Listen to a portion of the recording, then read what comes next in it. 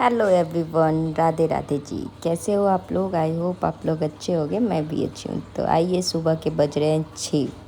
हाँ जी, 10 मिनट मेरा घड़ी फास्ट है। बज रहे हैं सुबह के 6। मैं जग गई हूँ और ऑलमोस्ट फ्रेश भी हो गई थी, पर एकाएक जब फ्लैश लाइट पड़ा तो वो आँखें नहीं खुल रही थी।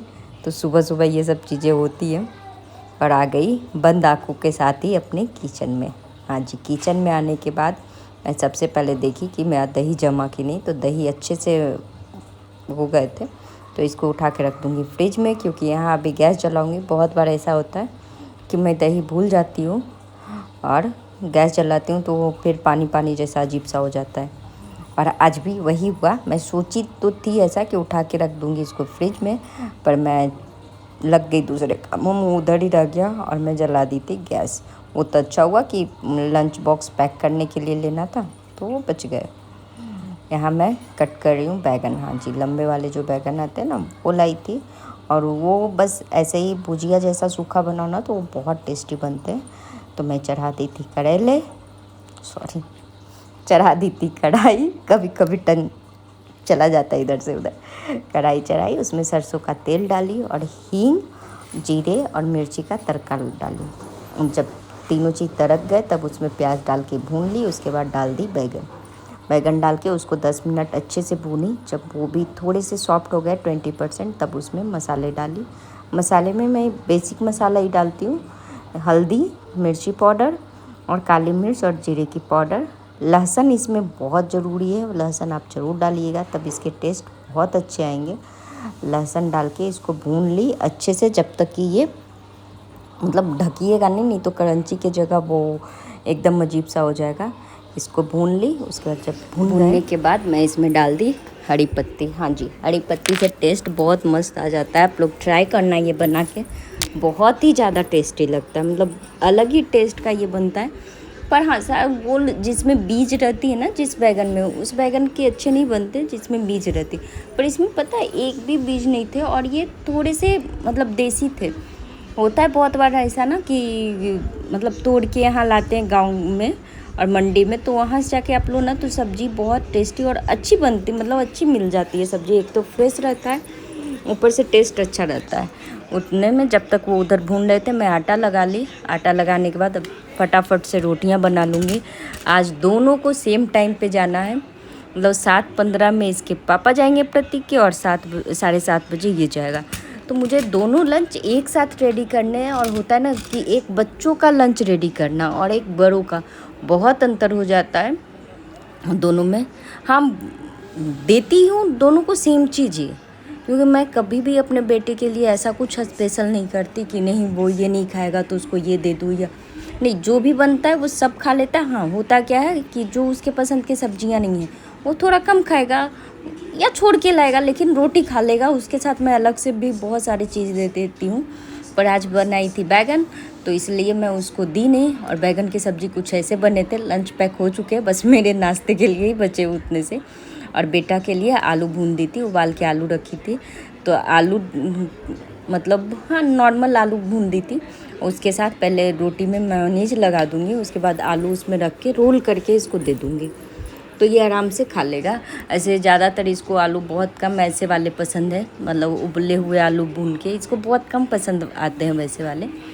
तो लेकिन मेयोनीज लगा दी हूँ, रोल कर दी हूँ, तो ये अब आराम से खा लेंगे। बच्चों का होता है ना कि उसके लंच आप कैसे दे रहे हो ना, वो बहुत मायने रखता है। क्या दे रहे हो ये मायने नहीं रखता, उसको कितना आप उसके तरीके से बनाते हो ना, कैसा वो उसको आप प्रेजेंट करते हो उस लंच को, वो डिपेंड करता है। मैं जहाँ तक समझ पाई इसको। और इनका लंच पैक करी हूँ। रोटी में एक छोटे से कटोरी में चीनी डाल के रोटी के नीचे रख देती हूँ, दही और बैगन की भुजिया, सूखी हुई सब्जी बोल सकते हो आप, वो पैक करके और एक चम्मच के साथ मैं इनका लंच तैयार कर दूँगी। बेटे का लंच रोल करके रख दी और अलग से इनको एक लंच में सैलेड कट करके दे दूँगी। इसमें तो पैक वो वाली चीज़ें करती हूँ जो गिरे। और जब तक उधर कर रही थी मेरे दूध उबल गए, मैं झाड़ू लगाने में लग गई, इधर दूध उबल के नीचे गिर गए। तो सुबह सुबह जब जल्दी मचा रहता है ना तो कुछ ना कुछ काम बिगड़ना ही बिगड़ना है। तो अक्सर मेरे साथ हो ही जाते हैं ऐसे छोटे छोटे कांड। मैं सोफ़ा क्लीन की झाड़ू लगाई, ये सब करते करते टाइम हो गए थे। और मेरा बेटा पैर हाथ सब छील लिया है, ऐसे छील लिया है, साइकिल से गिर गया था। तो पहले इसको दवाई लगाऊंगी, बाद में सॉक्स पहना दूंगी। और ये बैठ के खा रहा है और मज़े ले रहा है। अरे हाँ, वो कप में पानी लेके बैठा है पीने के लिए। तो पहले उसको दवाई लगाई, उसके बाद उसको सॉक्स पहनाई। एक माँ का ड्यूटी ना कभी ख़त्म नहीं होता है। किचन से छूटे एक माँ तो बच्चों की ड्यूटी स्टार्ट, बच्चे से छूटे तो खुद की भी कुछ चीज़ें होती है वो स्टार्ट। और जिसके 2 बच्चे एक घर पे, मतलब बड़े को आप स्कूल भेजो तब तक छोटे का आपका ड्यूटी स्टार्ट है। एक माँ ऐसी मशीन है ना जो मतलब चाह के भी बंद नहीं पड़ सकती। नॉर्मली आप ये मान लो कि एक माँ ही वो मशीन है जो 24 आवर बिना रुके, बिना थके और बिना कुछ बोले कर सकती है। अदरवाइज़ तो लोहे के मशीन भी एक बार को बोलते हैं कि नहीं मुझे नहीं करना, मुझे अब मेंटेनेंस चाहिए।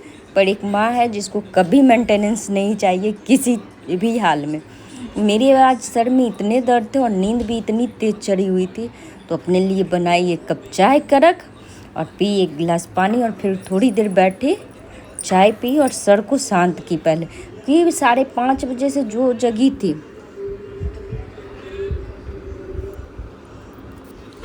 5:30 बजे से मैं जगी थी और अभी 7:45 हो रहे थे जब मैं बैठ के चाय पी रही थी। बेटे को स्कूल छोड़ी, उसको छोड़ के आई, फिर मैं बैठी चाय पीने के लिए। अपना चाय पीऊँगी, जब तक मैं चाय पीऊँगी तब तक मेरे तीसरे ड्यूटी पक्का स्टार्ट हो जाने वाले हैं, मुझे पता है। मैं सोच रही थी कि आज फेस पे कुछ लगाऊं, लेकिन जब तक मैं ऐसा सोचती मेरी बेटी जग गई और उसके बाद मैं लग गई उसको देखने में। मैं चाय ही पी रही थी, उतने में वो जग गई, तो उसको उठा के लाई। उसके बाद उसको करवाऊँगी ब्रश, उसको ब्रश और पेस्ट दे दी हूँ, छोटे चेयर नीचे लगा देती हूँ, उसमें सिंक तक वो पहुँच जाती है। अब थोड़ा देर वो खुद से करेगी, उसके बाद उसके दांत मैं क्लीन करके फिर टंग क्लीन करवा देती हूँ और बाकी का काम कर देती हूँ। तो वो ऊपर तो वो कर लेती है, पर दांत के अंदर जो अटके रहते, कभी चॉकलेट खा ली या कुछ खा ली तो उससे नहीं हो पाते। तो उसकी करने के बाद मैं थोड़ा सा ब्रश उसके मुँह में इधर उधर कर देती हूँ। बाकी करती है अच्छे से ही है, पर है ना, है तो बच्ची ही, कितनी भी अच्छी से करे। और ख़ुद के लिए बनाई हूँ कॉफ़ी। ये कॉफ़ी इसलिए क्योंकि अभी 9:30 बज रहे थे और मेरे सर में बहुत तेज़ पेन था। सोचिए, इस पे कभी कभी ऐसा होता है ना कि सर दर्द करते रहा ना तो आपके गुस्से ऑटोमेटिक बच्चों पे निकल जाते, उसकी कुछ गलती ना भी हो तब भी निकल जाते। तो उस गुस्से से बचने के लिए ना मैं बहुत कोशिश करती हूँ कि जब घर पे एटलीस्ट मैं माँ बेटी सिपूँ ना, तो मैं बेटी पे ना गुस्सा करूँ। इसलिए मैं खुद को बिजी रखती हूँ, कभी कॉफ़ी पी ली। और अगर ज़्यादा नहीं मुझसे बर्दाश्त होता ना, अगर मेरे से बर्दाश्त नहीं होता ये दर्द, तो फिर मैं दवाई ले लेती हूँ। लेकिन मैं बेटी पे कभी नहीं चिल्लाती। बोला जाता है बच्चों को छोटी छोटी चीज़ें बहुत असर करती है ये एज में। ये चीज़ मैं अपने साथ, बेटों के साथ जब की हूँ, मतलब उसको देख के फिर मैं सीख गई हूँ कि नहीं, बच्चों पे तो इस एज में तो बिल्कुल नहीं चिल्लाने चाहिए। वो समझती नहीं है। बहुत बार ऐसा होता है कि मैं कुछ बोलूँ और ये समझ ही ना पाए। तो मैं इसके टंग क्लीन करवाई, टंग क्लीन करवाने के बाद इसको नहाने लेके चली जाऊंगी। इसको नहा धो के रेडी कर दूंगी और रेडी करके ये चली जाती है खेलने। हाँ जी, इससे छोटी है, 10 दिन के आगे पीछे दोनों का बर्थ है, सेम ईयर में, मतलब है चड्डे बड्डे यार आप बोल सकते हो। उसके साथ जाके ये खेलती है, 1-1.5 घंटे ये उधर खेलेगी, तब तक मेरे झाड़ू पोछा बाकी के सारे काम हो जाएंगे। फ़िलहाल तो अभी दोनों नीचे खेलेगी, ये भी नहा धो लेगी, वो भी रेडी होके आ रही है, दोनों नीचे ही खेलेगी।